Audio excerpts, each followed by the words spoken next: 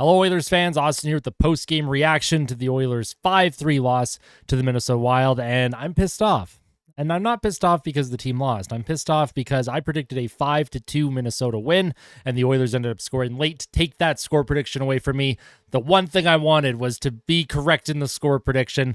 I'm obviously kidding. The Oilers, this was the easiest game to chalk up as a big fat L on the schedule. It's against Minnesota, a team that they historically do not play well against. They just got back from a road trip. This was their fourth game in 6 nights. This was a automatic loss to me. It didn't matter who was in net for Edmonton, didn't matter who was in the lineup. Yes, the team has injuries right now. Arvidsson and Hyman were both out. The goaltending turned back into Swiss cheese. Sorry, Stuart Skinner. Can't defend him tonight. A lot of rebounds, a lot of plays where he just didn't look comfortable at all. And on a night where Marc-Andre Fleury let in a puck from 130 feet out, where the puck he just completely whiffed on it, somehow he was still the better goalie tonight. So the Edmonton Oilers, when they win, we're always back. We're always like, you know what? This team, they are turning the season around. This is it. And every loss, I feel like we're discussing doom and gloom. The season's over. It would be nice to see some consistency. It would be nice to see a win or two in a row. But for the Oilers right now, they are struggling at a lot of the just like fundamentals, and you could tell they were tired tonight. You could tell that they were fatigued. You could tell that they didn't have their A game, and with the lineup, with the new addition of Kasperi Kapanen, and with the injuries to Arvidsson and Zach Hyman, plus on defense, Darnell Nurse is still out, which has been a huge loss, by the way. Darnell Nurse was playing really, really well before that injury, which is super unfortunate.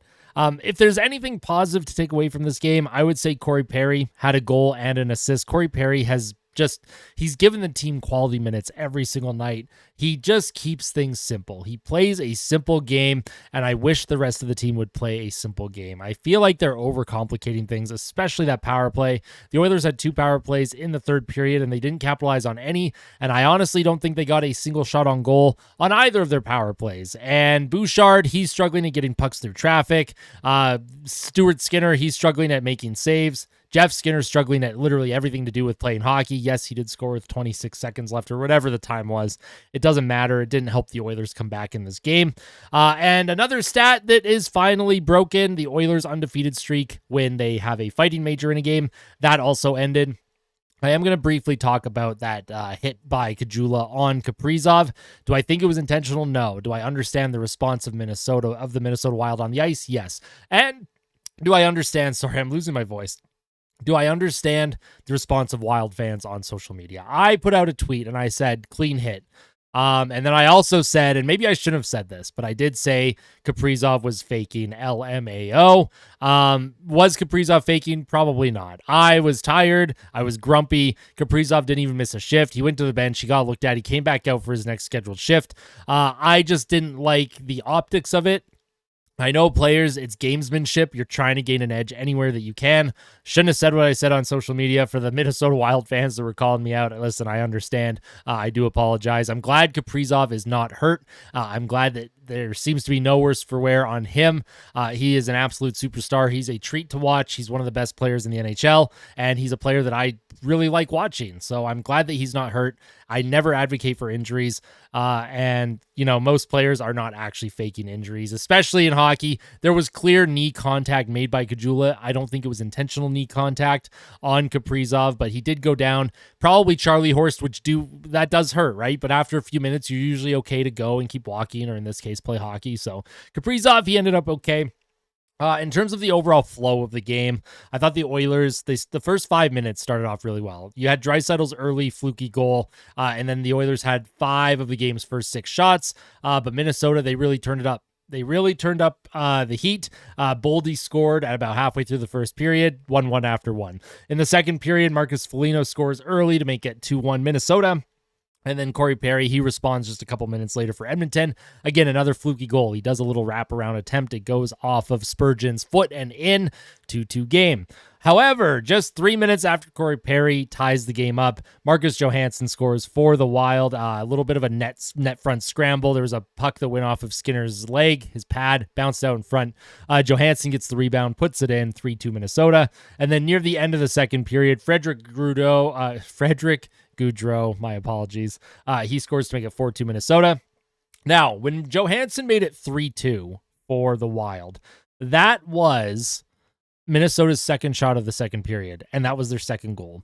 This is why fans are frustrated with Stuart Skinner. This is why fans keep talking about wanting an upgrade in goal. I have been a ride or die Stuart Skinner fan for 2 years now. Over 2 years, I've been like, you know what? Skinner's the guy. He can get the job done. I believe in Stuart Skinner. I still think he has it in him. But one, Justin Schwartz is a huge problem when it comes to the goaltending coach right now. And two, Stuart Skinner is not giving the team the saves that they need. Yes, he played okay against Ottawa. He didn't have to make a lot of saves against the Senators or a lot of high danger saves.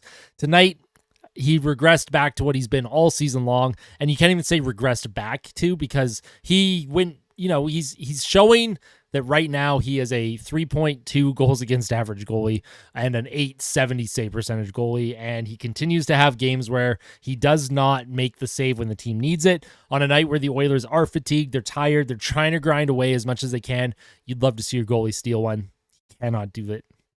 Third period, Freddie Gaudreau, he scored his second of the game to make it 5-2 Wild. And we knew the game was over at that point. The Oilers did pull the goalie. They did push a little bit. And Jeff Skinner scores his fourth of the season, assisted by Corey Perry, to make it 5-3. That is the final. There's not much else to talk about. Not going to lie, I was falling asleep watching this game. Not for the fact that I was bored. Just super tired from all the travel, and my body's a little bit worn down. I may be getting sick. I really hope I'm not getting sick. I've been sick too much over the last year and a half, so I'm really hoping this is not the case. And like I mentioned, the Oilers fighting major stat where they were undefeated in games where they had a fighting major, that finally comes to an end. So no more forcing the fisticuffs. Different things to look forward to for the team.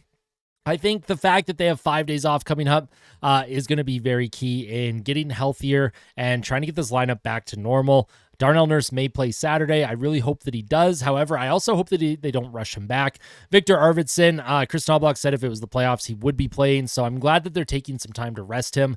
The Oilers are in a position right now where they're not, worried about where they are in the standings so much as just trying to get guys healthy, stay in the playoff hunt, and then hopefully go on that big run in the second half of the season that they usually do. I would prefer it if they went on that big run earlier in the season and not, in the second half or second third of the season.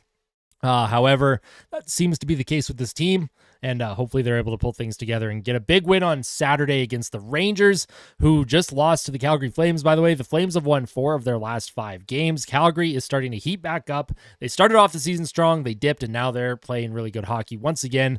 They are also getting goaltending. That also shows how important goaltending is. Dustin Wolf has been an absolute monster net for the Calgary Flames. And for the Rangers, they have Shesterkin in goal.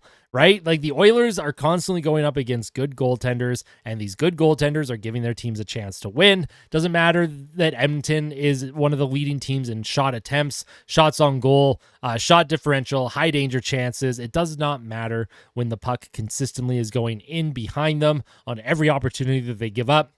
It is making the defense look worse than it is, in my opinion, and it's exacerbating a lot of other issues on the roster.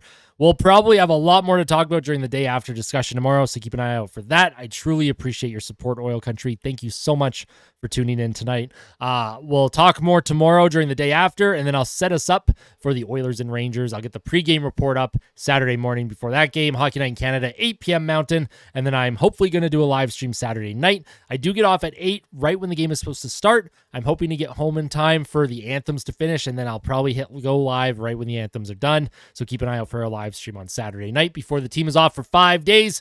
Thank you all for watching. Truly appreciate it. Make sure you tell someone that you love them tonight for me. And of course, fight like a kid, fight like Ben as always. We'll see you soon, Oil Country. Take care.